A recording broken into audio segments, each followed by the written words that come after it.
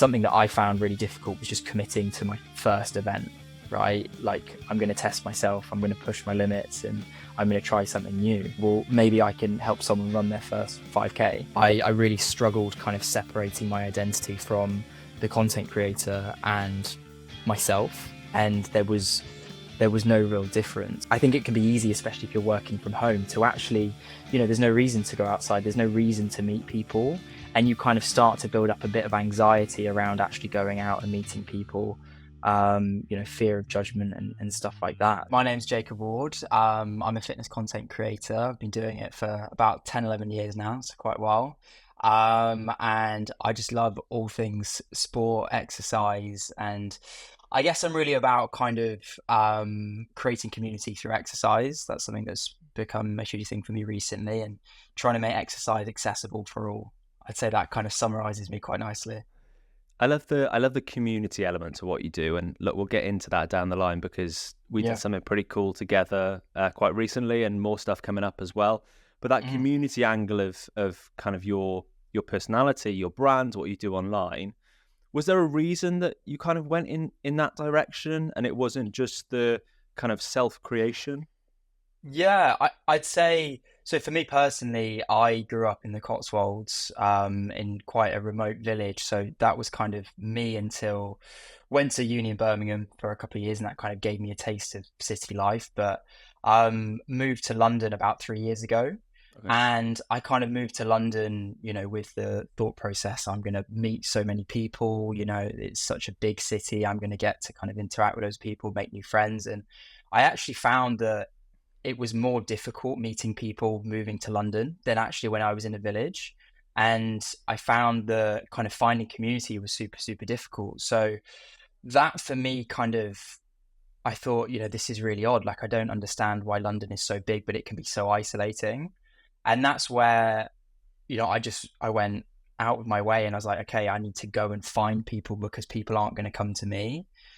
And I guess the community that I found was through exercise. Like, I found that, I'd go to a run club, or I would go to a gym class, or I would do some form of exercise with a group of people, and I would leave with a bunch of friends, So to me, that kind of sparked something in me where I thought, this is great. You leave, a run club or something, and you think, this is amazing, like so many like-minded people, and you feel great. And I thought, I need to do something, for myself to kind of reach the masses in London, because I think there's a lot of people who are struggling and they don't really know where to meet people. They don't really know what sort of outlet to actually find like-minded people. And that kind of, I guess, is reflected in my social media where, I just want to meet people, and I guess that's the sort of content that I show.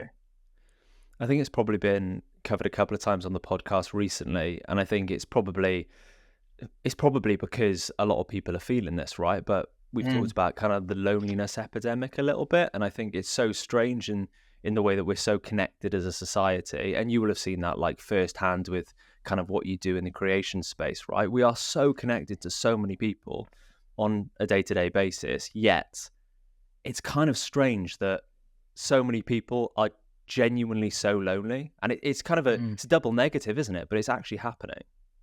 Yeah, for sure. And I think kind of COVID is definitely kind of one of the factors where I think people became super comfortable, on their own. And, me included, I'd say I'm definitely an introvert, and I've become more of an extroverted introvert, but naturally I really like my own space. And I think COVID for me kind of made me really kind of go into my shell a little bit. And I thought, oh, actually, like, I'm so comfortable, on my own, that I think it can be easy, especially if you're working from home, to actually, there's no reason to go outside. There's no reason to meet people.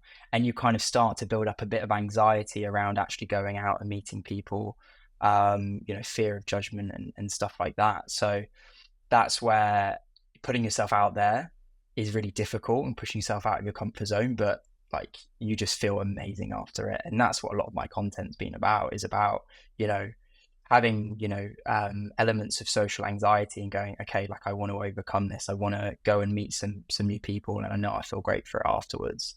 Yeah.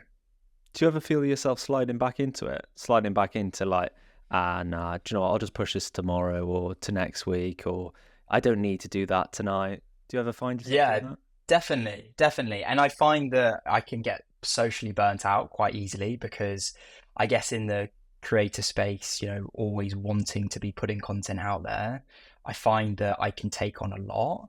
And I know when I'm socially burnt out, like I can feel it coming. And that's when I can, kind of start to resent doing group stuff because I think I'm really not feeling it.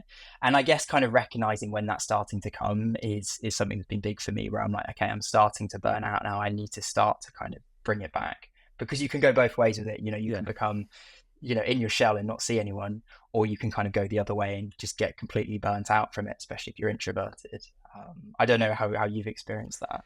Yeah, man, it's so interesting, isn't it? And I think, like you say, I've never really thought about the COVID angle to this that often or that much, because I think I've always thought of it as the kind of connectivity element of like the culture we live in right now. Like we're all on our phones all the time, right? But I think that was kind of something that was skyrocketed through COVID when you actually think about it as well, because we didn't really have any other way to connect. So we were using, how many people were hopping on Zoom and doing quizzes? How many people were, FaceTiming more often than not? Like, and that kind of has just continued, like the working from home, like the not seeing people on a day-to-day basis.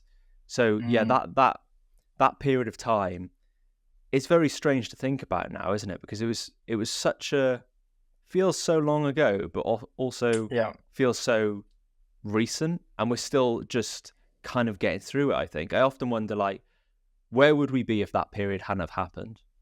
I know. Yeah, it's really interesting, and I think like I take a lot of positives out of that kind of Yeah, period of time, because for me that's really kind of where social media started to become more a thing for me. And kind of having that time to reflect and go, is this the direction I want my life to go in?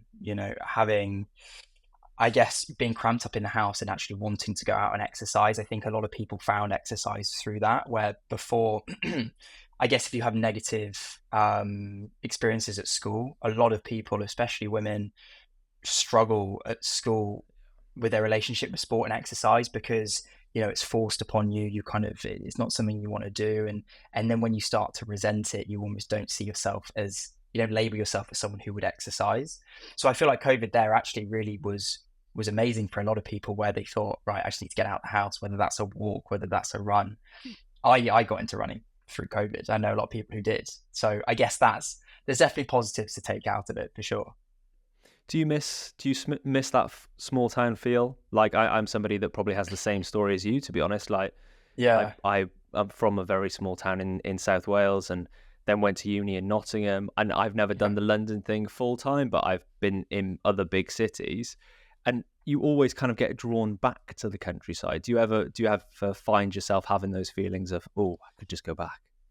Yeah, definitely. I think like I'm lucky that our family are still there, so I still have kind of a base to go back to. And I found that I'm kind of slowly working my way back out of London. Like I guess post uni, I found all my friends were moving to London for work, and being someone who's self-employed, who does content, I felt a little bit lost, and I thought, right, I'm just going to follow everyone else. So that kind of brought me to London. And then I'm kind of working my way into the more suburban areas of London, because although I do love kind of the drive it gives me, the people that you meet can be super overwhelming, especially for someone who's grown up in a village. I'm sure you find that when you spend long Yeah. periods in London, it can be a lot. Um, so I like to kind of try and have a balance between the two and try and take the positives out of both.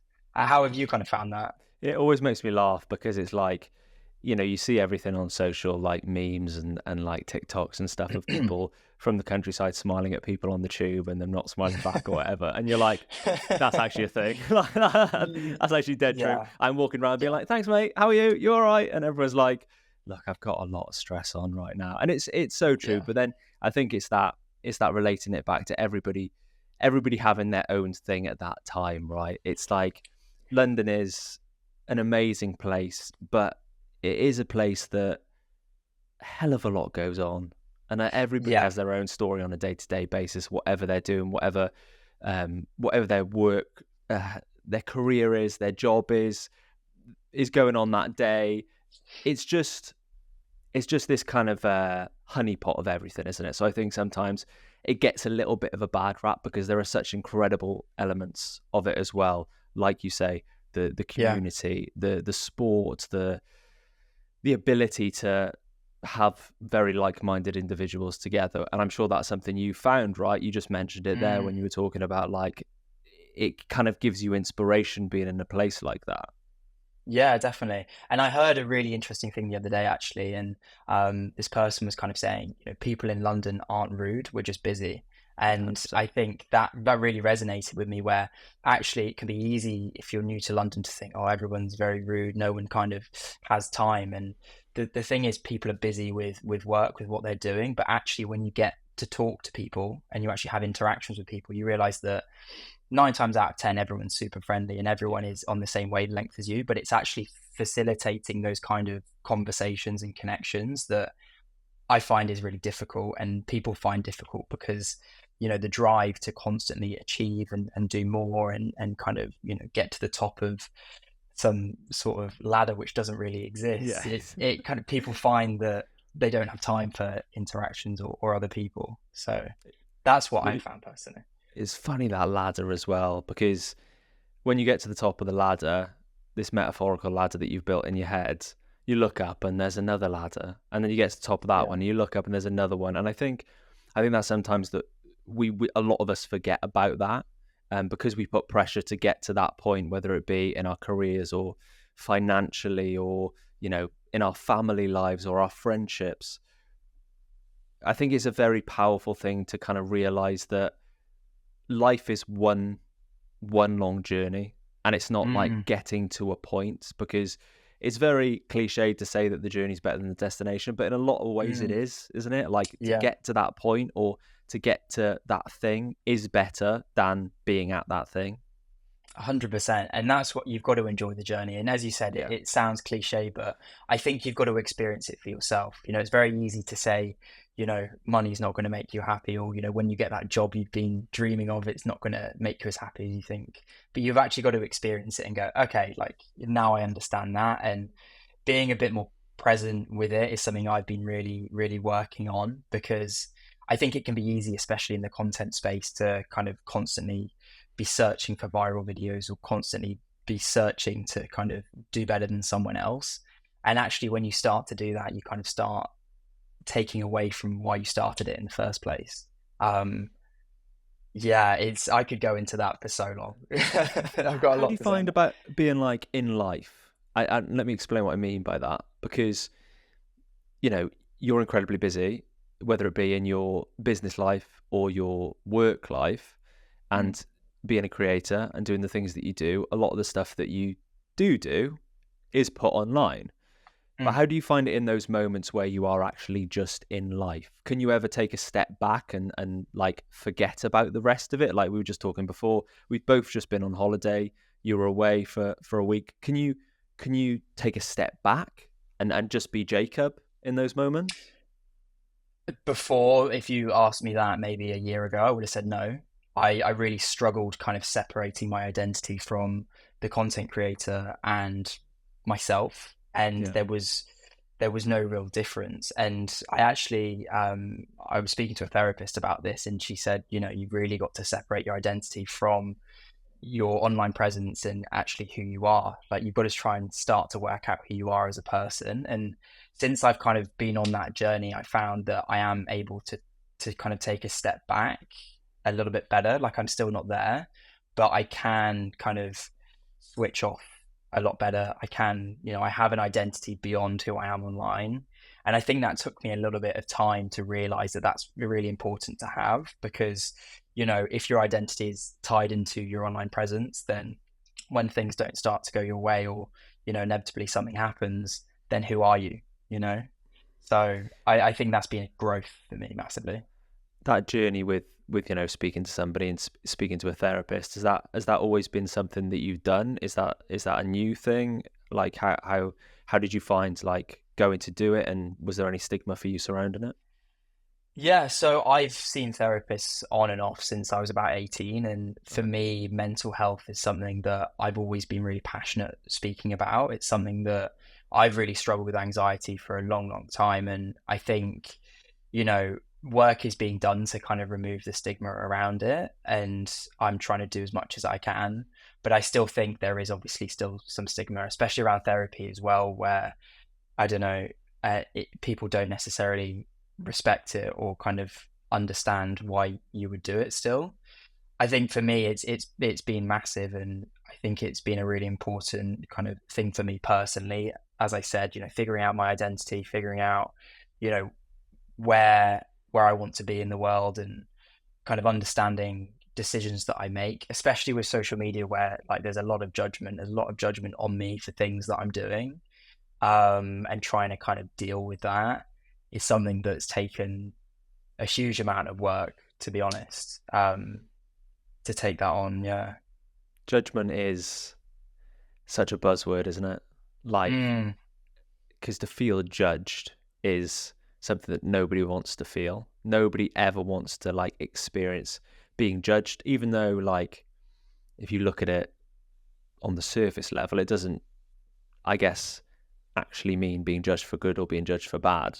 For some reason, mm, we have that negative connotation of just saying being judged is 100% inherently a negative yeah. thing, where it doesn't always have to be, but it's the same thing as, if you get 100 comments on a post and 99 of them are negative and the one is, or 99 of them are positive and the one is negative, 100% you're focusing on the negative, and that is Yeah. such a difficult mindset to get out of, isn't it? Yeah. And I think it's really difficult for young people these days, especially.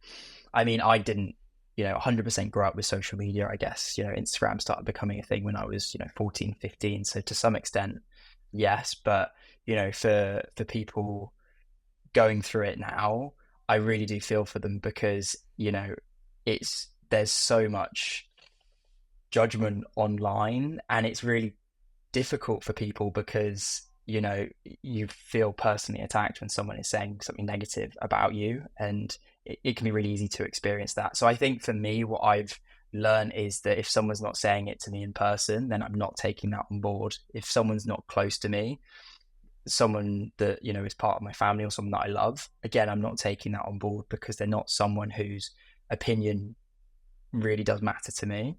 And again, that's taken a lot of time where I can now see a negative comment and go, okay, like I know where that's coming from for that person. I know they kind of feel like they're behind a screen and that it's not actually affecting me.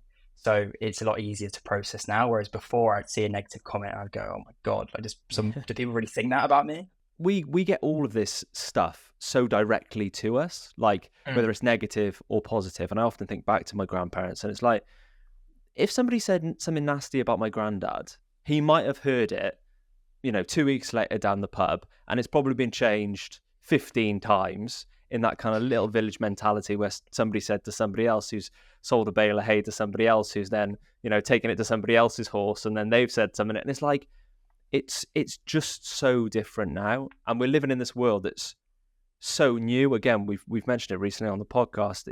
It's so new, everything that we're experiencing, and it almost feels like when you talk about people getting brought up with it now, there needs to be some sort of education around this, doesn't there? yeah, Like we yeah. need to have something in place that people get taught. Like, how do you deal with this sort of thing? Yeah, and I think it's really difficult, especially around the creator space, where a lot of Yeah, people don't see creators as human beings. They'll make a comment about someone, and they'll go, either they're not going to see it, or this person isn't going to take it on board. And actually, I guess being able to put yourself in someone else's shoes is something that when you're younger, I found really difficult. I couldn't always sympathize with people. But I think, you need some education around kind of the implications of what you say, because you kind of get that education at school, right? Where if you say something in person to someone, obviously there's repercussions, but when you say something to someone online, there isn't that same sort of education, I don't think, in my opinion. So a lot of people don't really realize the impact that their words online can have on people. yeah. And that's something that needs a lot of work on, for sure. Talk to me about Better. Where did that begin? Better and Better Connections. Like, talk to me about the whole kind of the full circle story of both of those accounts. Yeah, so I mean, I kind of started the Better brand. I thought it worked quite nicely because for me, I don't strive for perfection. It's always just about being a little bit better every day. And what I've realized over time is that my better looks very different to someone else's better. And I first kind of started the brand with the online coaching side of things. So I run an online coaching business and work with people to kind of find what their better looks like. Because as I said, that looks different for everyone. And I think social media does make it really difficult because as soon as you open the app, you see someone doing better than you, or you see someone who's a faster runner than you, or you see someone who's in better shape, or who's more intelligent, or who's doing better online. And realizing that, as I said, everyone's better looks different, and it's trying to find that balance is something that I really work on with the coaching. So that's kind of one portion of what I do, and I really love kind of working with people to improve their habits, to improve their life really, and build sustainable change. And then Better Connections kind of came off the back of that, where, as I said, since moving to London, found it really difficult meeting people, especially being self-employed. And I kind of started it in a selfish way where I just wanted to meet people, and I was like, how can I do that? Let's just start some sort of community where I can actually meet people. So I started it for myself really, because I was like, I want to meet people. I want to meet like-minded people. I'm kind of tired of, being in my shell a little bit. And that's where I thought, okay, like I've seen run clubs, I've seen, all these other sort of clubs. And I've been to a few before, and I don't want to name any particular names, but I found a few that I'd been to quite cliquey, and the, it was about how fast you run or the gear that you wear. And I thought, that's not what running's about. That's not what exercise is about. It's about, forming connections and meeting new people and having fun with it, and not worrying about, setting a 5K PB every single time. There's a place for that, but not kind of having that as the be all and end all. So I went, okay, if I'm going to start a run club, I'm going to set one up that is just about making connections and meeting people, not about how fast you run. So then I just started it, and I find the hardest part is always starting it, because you want it to be perfect, and I've just learned in life, if I'm going to say that I want to do something, I'm just going to do it, and it's not going to be perfect, and it's not going to look as I envisage it, but I've just got to start it. And I'm sure it's the same with the podcast, right? Yeah. When you learn so much along the way, and you look back at your first episode and you go, okay, I've done this wrong, I've done that wrong, but that's part of learning, and that's life.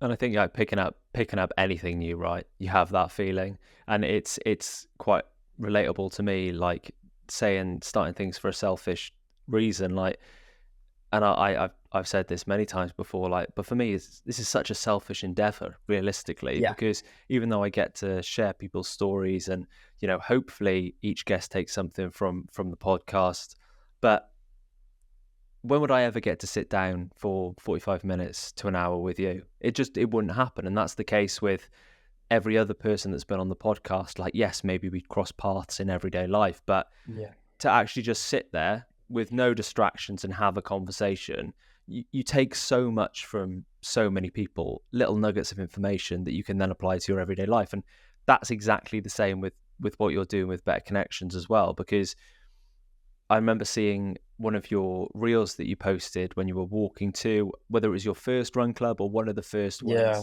And like, we've already talked about that social anxiety a little bit, but you could see you were visibly nervous about doing it. Like, oh my God, nobody's going to turn up. And then when you got there, you got that feeling of connection that, you hoped this was going to bring, not only for you, but now there's that feeling of connection for all of those other people that are there. And that must feel very special for you. Yeah, I mean, genuinely didn't think anyone would turn up, and I hadn't, and I hadn't planned it very well, and I didn't have any kind of place, like Strava or something where people could say, okay, I'm going. I literally just put it in a group chat that I made and hoped people would turn up. And I think for me, like, I've grown so much from that, because people couldn't there could have been people that didn't turn up, and it could have been super awkward. But doing it, I just feel so amazing that I actually did it, and I pushed myself out of my comfort zone. And for me, I need kind of positive reinforcement where a situation happens and it goes well, and then from there, like, the world's my oyster. Now I Yeah. feel like I can do anything because I started a run club and people actually turned up, and now it's turned into a thing. And I never thought that would happen. So I guess for me, that reinforces the fact that if I ever want to do something, I've just got to start it, and the rest will work itself out. It's as well because there's personal experience of it, right? Because you do have that personal experience of feeling a little bit of social anxiety and feeling like going and doing that thing is a bit of a struggle. You understand what everybody else is feeling like getting to that point as well. And I think that is so important when it comes to community, particularly when you're kind of involved in the sporting space, because everybody has their own little anxieties about, I wish I was faster, or I wish I could do that better, or I wish I could lift more, or I wish I could. But we as people that do sport and love sport, we understand that. And I think Yeah. that is so important to have that part of kind of your personality as well, because it helps everybody else understand that you've been in that spot. Yeah, definitely. And I think, to me, like, I was just making those sort of videos because that was just what was happening in my life. And, I wanted to kind of to show my experiences. And I've had so many people who come up to me and go, well done for starting that. Like, I've seen how much you've grown as a person. Or people who've shown up to the run club and they will come up to me and they say, I was genuinely terrified about turning up. Like, I've never done this sort of thing before, but I saw your video and, it made me kind of want to push myself out of my comfort zone. And that, to me, like, that means more than absolutely anything. Where someone's like, I turned up because you kind of showed vulnerability, and I related to that, and I wanted to practice it myself. So I think that's the most amazing thing that I've got from starting it, is helping people just become more confident. You mentioned kind of like that dehumanization of creators a little bit ago, and like it made me think about how that made you feel. Like Mm-hmm. when you do have people coming up to you and saying like, look, thank you for sharing those messages, or thank you for making that real, or thank you for creating this thing in this club, and there is emotion there, and then they see emotion from you, a lot of the time that's gonna shock people and be like, oh my god, he's not just a plastic doll. Yeah, Like that must yeah, feel kind of odd, like to get that interaction. massively. And I think because before, a lot of my content was just focused around, going to the gym and building muscle Yeah. and trying to look a certain way, and that is why it was even more surprising to me, because I just kind of thought people followed me because I was able to build muscle, and people thought I looked good. And actually, the fact that I kind of it's gone the other way now, and people are kind of seeing that other side to me, has I was starting to get burnt out from content, to be totally honest. Before I did this, I was starting to kind of resent it and go, I can't do this anymore. And then when I started posting the videos, actually now, because it's my authentic self, like I'm just showing who I am, and if people like it, they like it. If they don't, they don't. So to me, just the fact that no one's ever come up to me and said anything negative from any of these videos. So the fact that everything's very positive in person, like, I know that I'm doing something right, and that makes me want to continue doing this for as long as I can. Hard thing to think about, but mentioning, getting burnt out from content and then kind of leaning more towards the authenticity element of things. And I think authenticity always wins. Would you go back and tell Jacob before, when you were in the gym, where you were, on that sort of trajectory when it came to your content a little bit more, would you say, mate, just be you? Would you do that, or would you just carry on doing what you were doing to get to the point you're at now?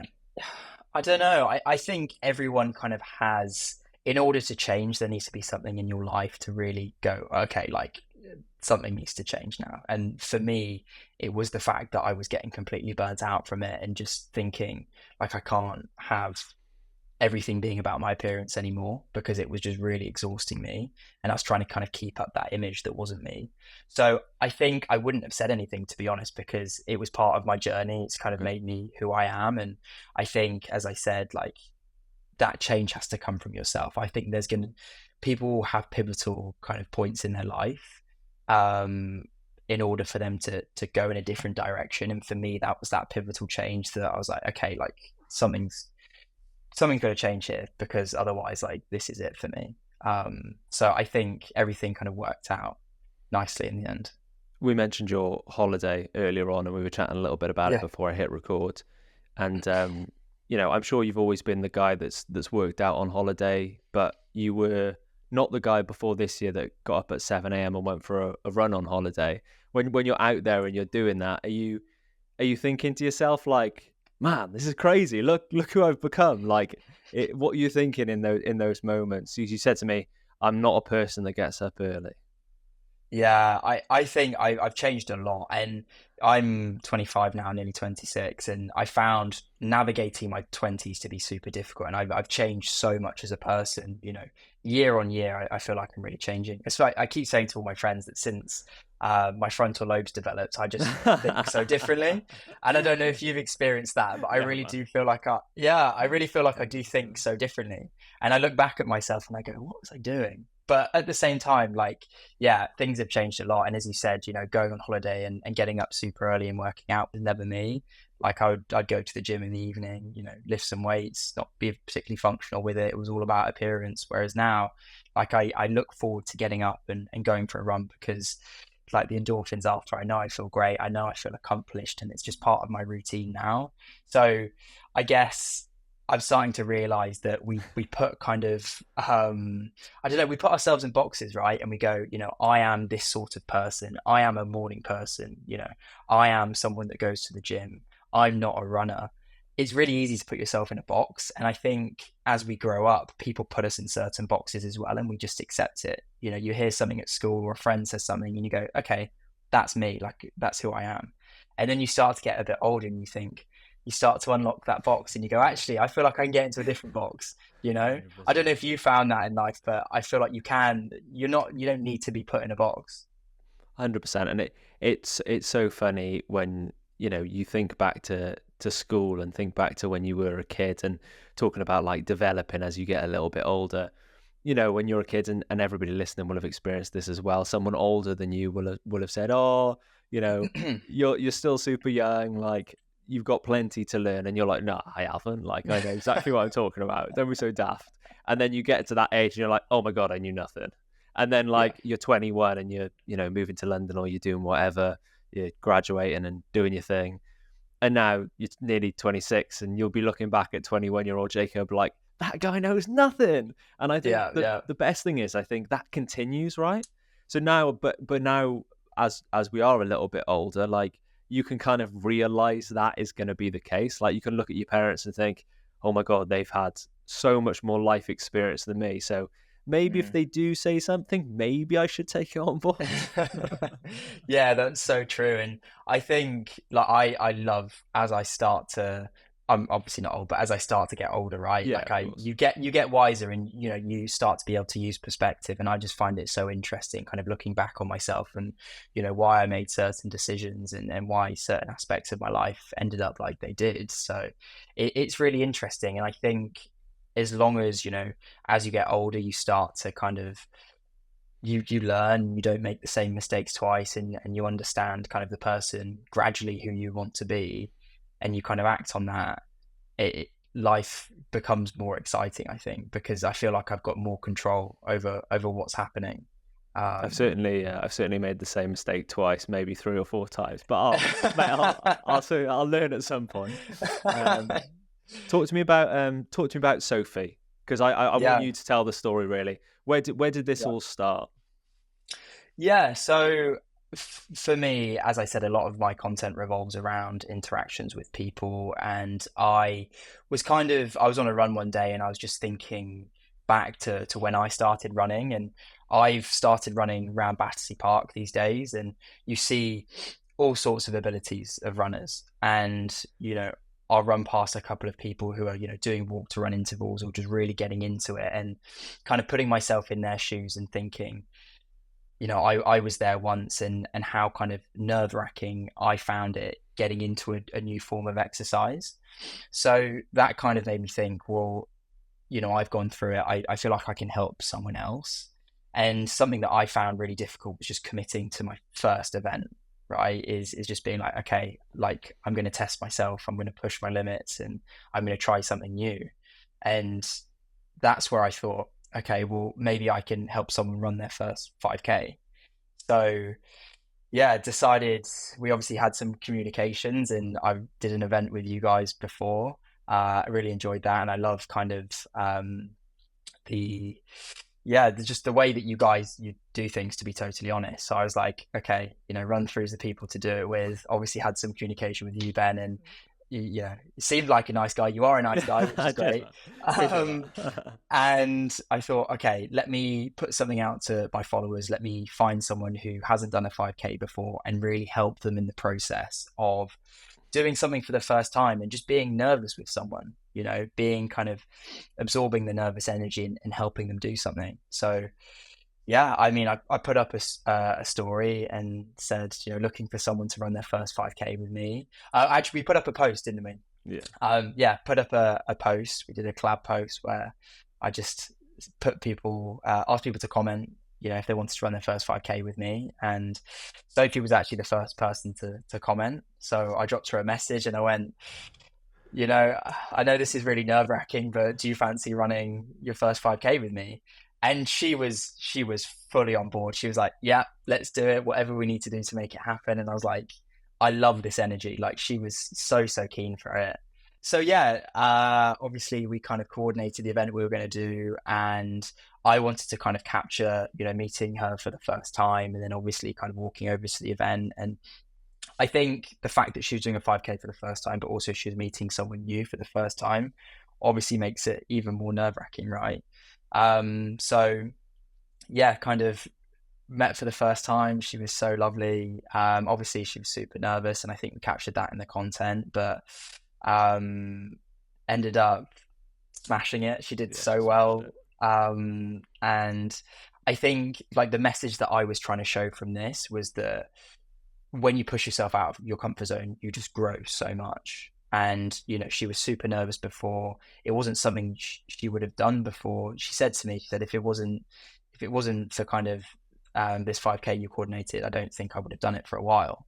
So the fact that like I've encouraged her to actually go out and do it, to me meant everything, because now she's going to be able to take, she's doing the T100, London T100. Yes. Yeah. Of course. Okay. Yeah. So, and that was the one thing that was missing, was the running, because she was just nervous about doing it on her own.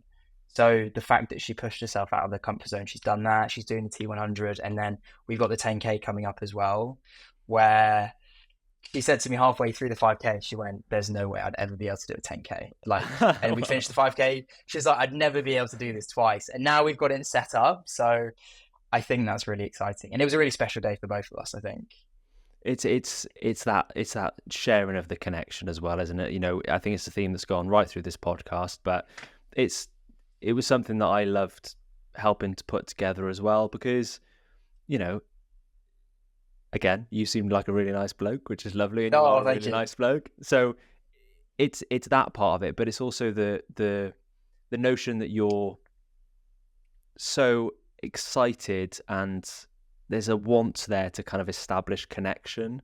This isn't just like a short-term like gratification, this is going to do well on Instagram. This is like a really lovely moment, and I think you really captured that on the day as well. And for somebody like Sophie, because though you know what it's like, and I'm sure you've done it, I've done it as well, where you see something online and you like jump at it and you think, oh yeah, I'll do that, and then it actually happens, and you're like, oh no god, like why have I done that? Like, and that can be with anything. That can be with something like this, or it could be like buying something, or it's that instant gratification of like, I'm going to do this thing, or I'm going to buy this thing, but then actually when it happens, you're like, oh my god, why the hell have I done that? And I'm sure she had that little moment, but for her to finish that was unbelievable. And like you say, we've set up the 10K as well, so I can't wait for that one. But that feeling for you at the finish line must have been super special as well.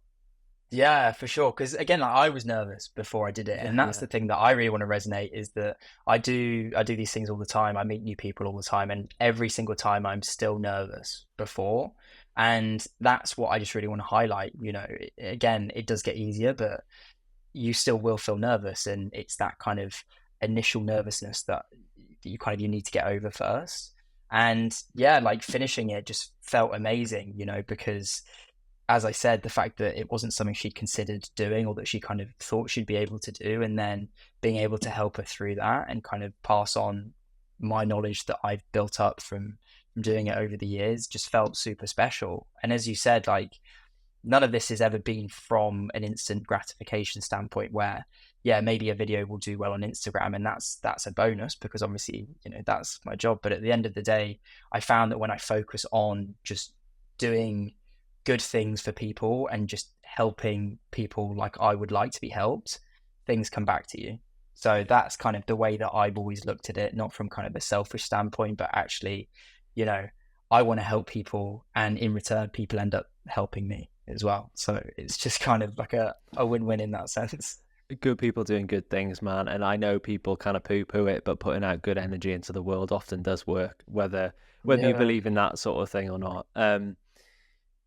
Her, Sophie's scary moment right now is doing a 5K race, or was doing a 5K race, not anymore. She's done it. She's lined Yeah. up for a T100 and she's lined up for a 10K as well. But we all have those kind of things that we're looking to and those scary moments. Have you got anything at the moment that's like super scary in your life? Yeah, so I am doing the London Marathon in Oh, 2026. oh. So that is something that I'm very scared about. I did a half marathon with you guys, and yeah, I mean that in itself was brutal. And I got to the end of it, and I thought, there's no way I could do that twice. Like, there's absolutely no way. So yeah, for me that's super scary because I've never run further than a half. And I know it's gonna hurt. I know it's gonna suck, and I'm actually working with a great charity for that called Family Holiday. And essentially they kind of help families who aren't able to afford to go on holiday to kind of facilitate trips where they focus on exercise and movement and just kind of being able to get away. So for me, that really resonated, and that's why I decided to do it. I was like, I'll do the London Marathon once. And yeah, You that won't. kind of came up. You won't do it Yeah, once. There's no way. I You're gonna feel do it like, multiple yeah. times. I feel like, have you done it before? Yeah, I've done it a couple of times. I just glanced up Okay. then at the date, 28th of July, as we're talking, and I'm thinking to myself, that's a long way to be looking forward to London. But it's like, Yeah. I guess, people that have got the balloted places have got the balloted places now, and people that have got charity Yeah. places have got charity places. And Yeah. it's an. I always say to people, it's everything you've heard, and probably 10 times more, because Really. it is something really difficult to experience, to explain if you haven't experienced it. And I did it. I haven't done it for a few years, and like Mm. I think the last 2-3 years has been like an exponential explosion of everything that made London brilliant as Yeah. well. So it's like I think we're in a different phase of what London is, and I think yeah, I feel very excited for anybody that is going to go and do it. The only thing that I always say is like, just enjoy it, like just try and enjoy it, Yeah. because the first time I did it I hated it, and I think that was just because I was putting too much pressure on myself. And I think that goes back to a lot of the things we've talked about in this conversation, right? It's like the kind of giving yourself the space to do the thing, like take that step to do it, but maybe when you're actually doing it, don't put too much pressure on it, because Yeah. that then almost makes it, well, it's just a more pressurized environment, and it's likely you're not going to enjoy it as much as if you just Yeah. kind of let yourself breathe.